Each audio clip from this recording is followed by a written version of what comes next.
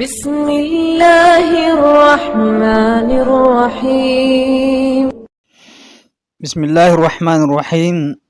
سیدہ عائشہ رضی اللہ عنہا سے روایت ہے، نبی اکرم صلی اللہ علیہ وسلم اپنے اہل میں سے کسی کو دم کرتے تو اپنے دائیں ہاتھ سے جائے تکلیف کو چھوتے اور یہ دعا کرتے: اللہم رب الناس اذہب البأس واشف انت الشافی لا شفاء الا شفاؤک شفاء لا یغادر سقما۔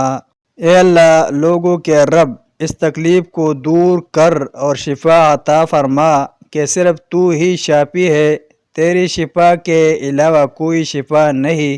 ایسی شفا دے جو کسی بیماری کو باقی نہ چھوڑے۔